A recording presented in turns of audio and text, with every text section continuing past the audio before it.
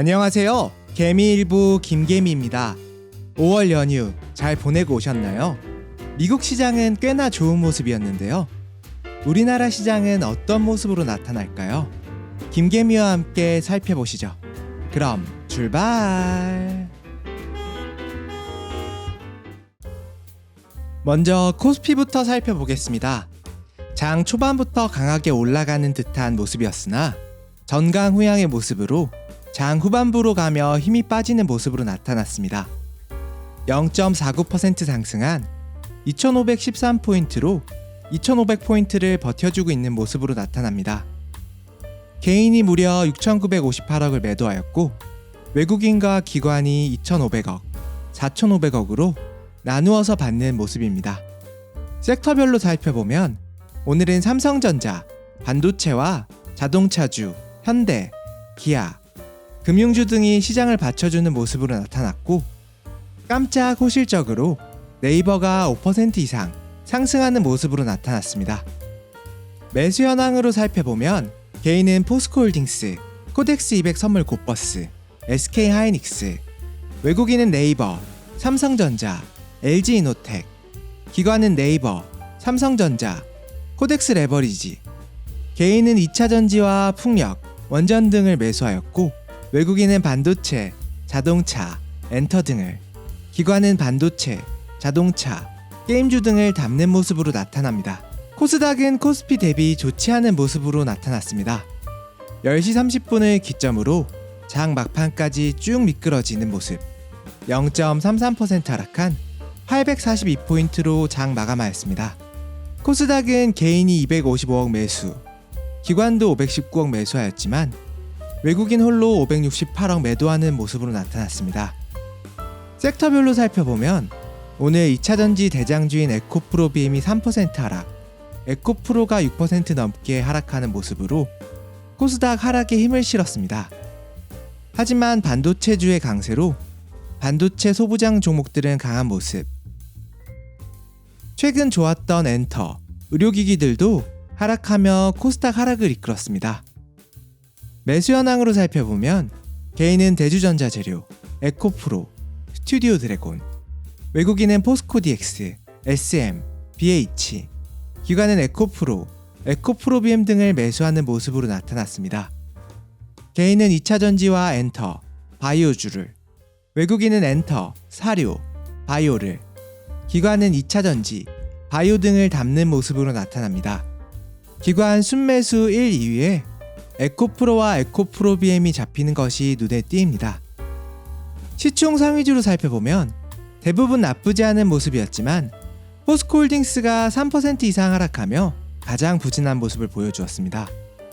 하지만 오랜만에 깜짝 호실적으로 돌아온 네이버 5% 상승하는 모습을 보여주는 것도 특징적인 모습으로 볼 수 있겠습니다.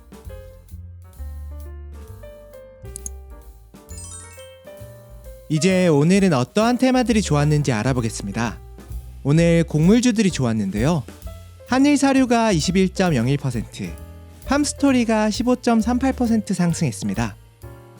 얼마 남지 않은 흑해 곡물 협정 기간인데요. 현재 튀르키예에서 열린 곡물 협정 회담장에서 러시아 대표에게 우크라이나 대표가 주먹질을 하며 큰 소란이 일어났다고 합니다. 현재 러우 전쟁으로 인한 국제 정세 때문에 곡물 가격은 급등한 상태.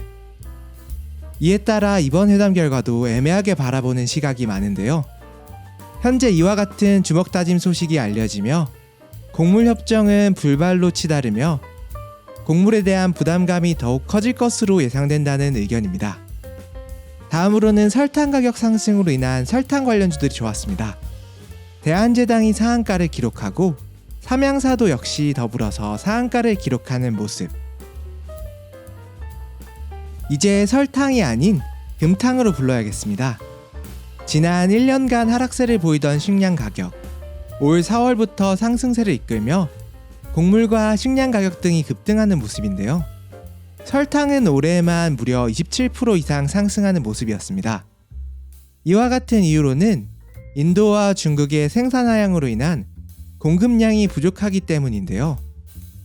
현재 러시아 쪽에서는 곡물이, 인도와 중국 쪽에서는 설탕이, 곡물과 식량 등의 가격이 급등해 첩첩산중인 모습입니다. 다음으로는 네이버가 깜짝 실적을 발표하며 5.56% 상승하는 모습을 보였습니다.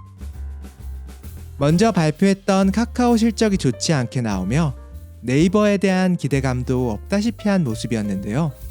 오늘 네이버가 나는 카카오와는 다르다 라며 호실적을 발표하였습니다.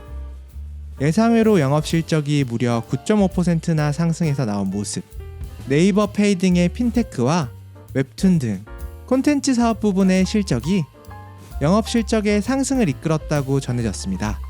다음으로는 주요 이슈들을 체크해보는 체크치크 시간입니다. 첫 번째 체크는 오늘 또 나온 매도 리포트입니다. 오늘 대신증권에서 에코프로비엠의 매도성 리포트가 또 나왔습니다. 형식은 중립이라고 적혀있지만 내용으로 들여다본 결과 매도 리포트나 마찬가지. 주가는 기존 목표 주가인 17만원에서 27만원으로 상향했지만 현 주가는 과열 구간이며 펀더멘탈 부족을 지적하는 내용이 주된 골자였는데요. 이 같은 현재 매도 리포트가 계속해서 나오는 2차전지, 오늘도 관련 종목들 힘없이 빠지는 모습으로 나타났습니다. 다음으로는 카카오 소식인데요. 오늘 또 한 차례 카카오가 먹통이 되는 사건이 발생했습니다. 오후 1시 30분부터 카카오톡이 약 20분간 먹통이 되는 사태가 발생하였는데요. 카카오 측의 긴급 점검 후 정상화까지는 약 20분 정도가 걸렸습니다.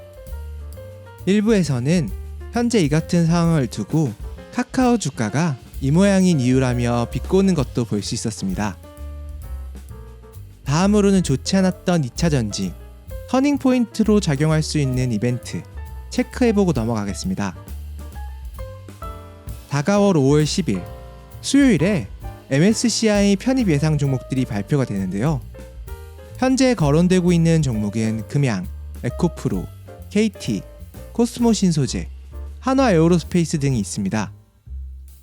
여기서 체크해봐야 할 것은 MSCI가 어떤 룰을 적용할 것이라는 것이 초점인데요. 3일 종가 기준으로 상대 수익률을 측정한 결과 에코프로, 코스모 신소재, 금양 등은 과도한 상승으로 인한 상대 수익률 허들에 걸리는 상황이라 편입이 어려울 것으로 예측되고 있습니다. 하지만 17일로 가정해보면 어떠한 종목도 허들에 걸리지 않아 현재 예측되고 있는 종목이 모두 편입될 것으로 보이고 있는 상태. 하지만 어떠한 결과가 나올지는 현재 미지수라 물음표가 뜨고 있는 상황입니다. 5월에 편입되지 않는다면 8월에는 확정적으로 편입될 것이라는 의견도 대다수인데요. 어떻게 될지는 지켜봐야겠습니다. 하지만 현재 이 같은 MSCI에 대한 걱정 어린 우려감도 있는데요. 과거 MSCI 편입 사례 기대감의 급등 후 장기적으로 하락하는 경우도 있음을 지적하며 투자에 신중을 기해야 된다는 내용도 있었습니다. 오늘 김개미가 전해드리는 개미일보는 여기까지입니다. 감사합니다. 오늘 하루도 고생 많으셨습니다. 우리 개미 여러분들을 위해 더욱 좋은 정보 전달하도록 하겠습니다. 지금까지 개미일보의 김개미였습니다. 감사합니다. 개미일보를 가장 빠르게 받아보시는 방법은 구독과 알림 설정을 하시면 누구보다 빠르게 받아보실 수 있습니다.